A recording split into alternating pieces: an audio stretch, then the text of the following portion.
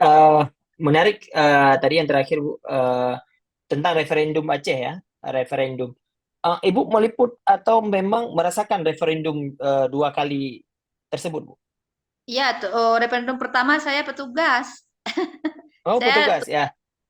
menerima menerima orang-orang dari kawasan timur Aceh Utara, logistiknya saya waktu itu.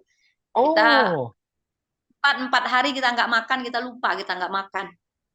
Jadi bagaimana bagaimana suasana suasana referendum pertama dan kedua itu, Bu? Bisa beda diceritakan? sekali, beda sekali. Kalau yang pertama memang luar biasa antusiasme masyarakat.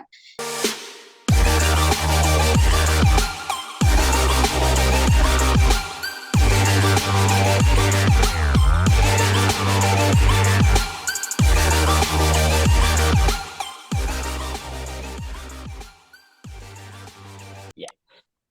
Oke. Sekarang kita beralih, Bu ya. Saya tertarik juga dengan pengalaman Ibu sebagai wartawan.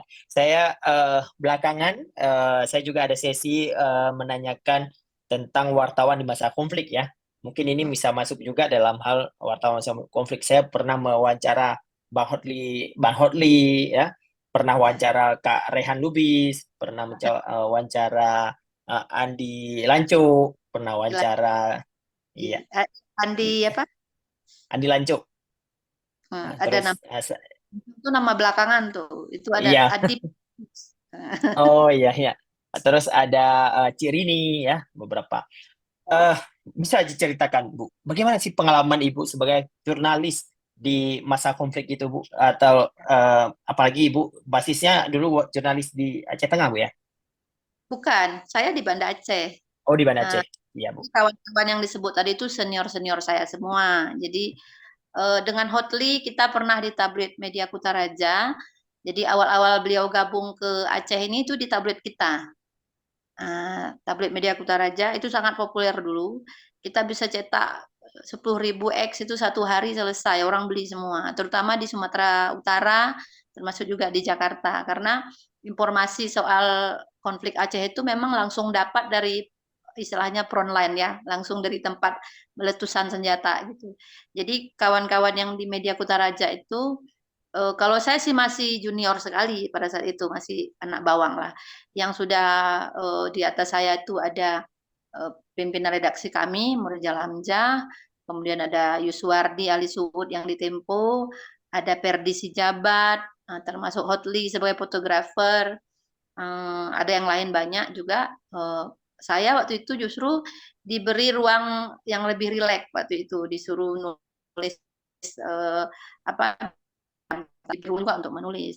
Yang saya sempat menulis yang sangat saya ingat itu tulisan tentang Profesor Safwan Idris.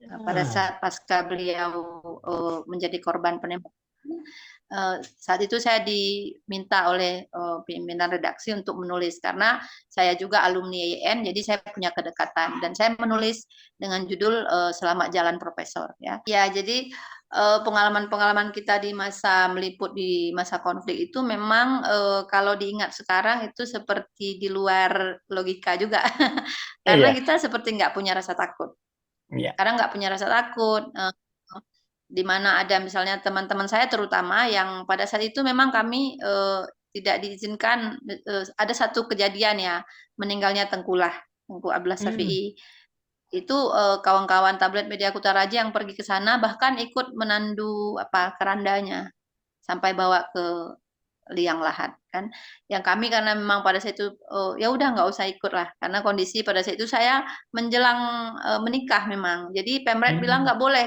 nikah nggak boleh pergi udah jaga kantor gitu tapi sebenarnya kadang-kadang sebagai ini kan kita pingin juga merasakan di lapangan gitu nah selain tadi saya menulis tentang Profesor Safwan Idris yang itu memang sangat sedih sekali kedua itu liputan pada saat Megawati datang yang di Masjid Raya. hmm, Nah, itu juga ya, pengalaman kita begini. Terus terang kan kita tidak tidak tahu juga tata cara bagaimana apa standarisasinya kalau kepala negara yang datang, apalagi ke wilayah konflik.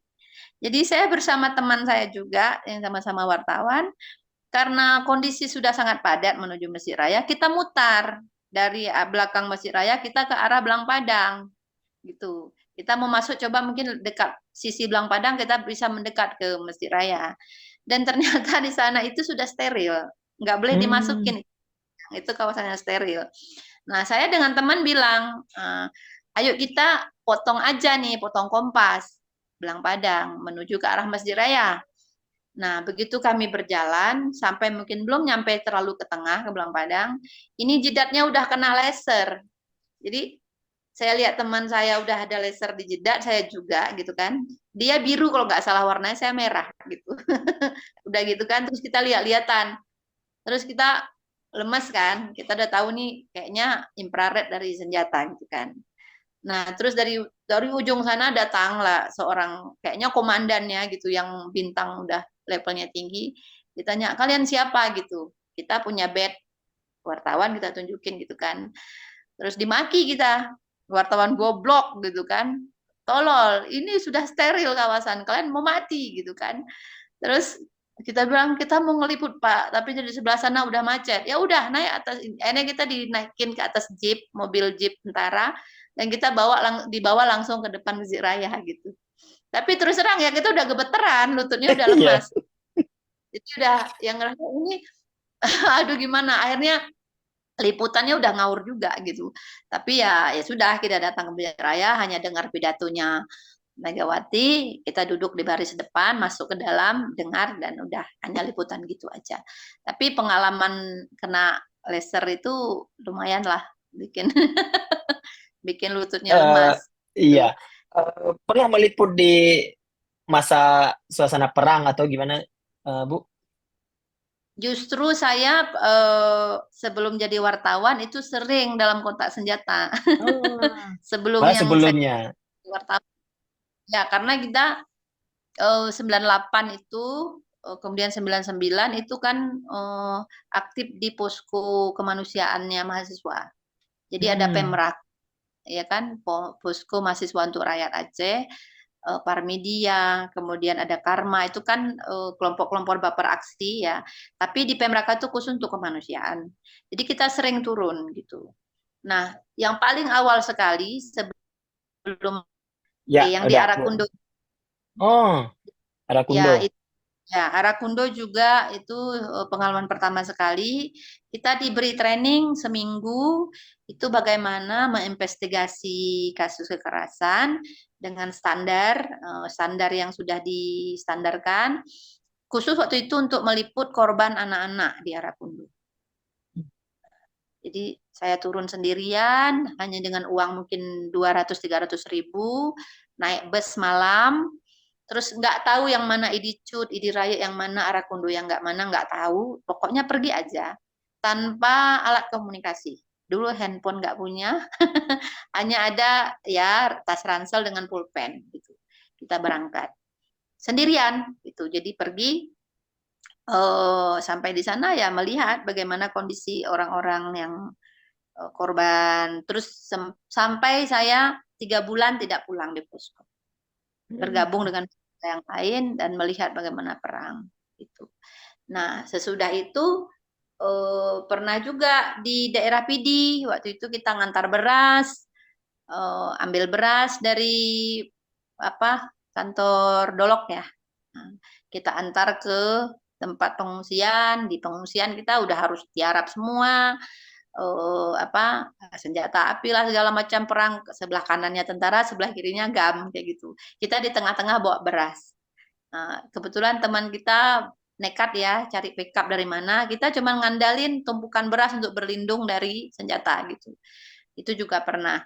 Cuman detil saya nggak ingat ya, tanggal-tanggal udah lupa. Itu yang salah memang. Tapi karena mungkin di alam bawah sadar saya nggak pengen ingat kejadian itu. Tapi teman-teman saya, sahabat-sahabat saya itu, saya masih ingat semua bagaimana perjuangan. Nah, jadi pengalaman-pengalaman itu apa ya, nggak terlupakan lah. Nah, kalau kontak senjata yang lebih parah juga pernah di Banda Aceh, di jembatan Hmm. yang dari Pasar Penayung yang menuju ke ini, ke Terminal Lama, Kedah. Oh, Nah, ke di situ Kedah ya. pada saat itu referendum yang kedua. Pada saat Hmm. pergi ke kantor, saya lupa kondisinya hari itu harusnya nggak masuk kantor karena kondisi referendum, saya pergi. Pas baliknya kejebak kontak senjata juga. Akhirnya masuk ke pertukuan yang orang orang Tionghoa yang punya jual tepung, jual segala macam apa pecah belah dan lain-lain. Kita masuk ke situlah, terserahlah siapa orangnya nggak tahu. Pokoknya kita udah numpuk-numpuk aja di dalam toko-toko itu. Gitu. Nah, itu pengalaman-pengalaman di masa konflik yang kadang-kadang sih ada lucunya juga, ada menegangkan juga gitu kan. Dan ada yang sedih pasti karena apapun cerita yang menjadi korban itu masyarakat. Iya, betul. Eh, Menarik tadi yang terakhir Bu, tentang referendum Aceh ya, referendum.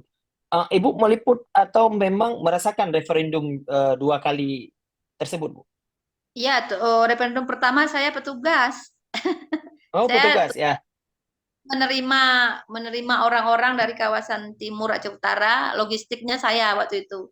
Kita Oh, empat hari kita nggak makan, kita lupa kita nggak makan. Jadi bagaimana bagaimana suasana suasana referendum pertama dan kedua itu, Bu? Bisa Beda diceritakan? sekali, beda sekali. Kalau yang pertama memang luar biasa antusiasme masyarakat. Nah, Iya. itu kan sebenarnya pengalaman yang luar biasa juga kan. Kan idenya pada saat itu kan harus deklarasi sih sebenarnya. Masyarakat sipil Iya. sudah bergabung dengan Gerakan Aceh Merdeka ingin melakukan deklarasi, tapi demi kemanusiaan akhirnya para pemimpin mahasiswa pada saat itu tidak jadi melakukan deklarasi. Karena Hmm. kalau deklarasi kita tidak punya kekuatan, berarti bisa jadi kita dengan sengaja mengorbankan masyarakat. Pasti akan sangat banyak, bisa jadi ribuan orang mati gitu. Dan itu tidak jadi deklarasi. Dan memang ada ada perpecahan juga mungkin ya atau silang pendapat juga. Tapi saya kira keputusan itu jauh lebih baik karena kita nggak tega lah mengorbankan masyarakat ya.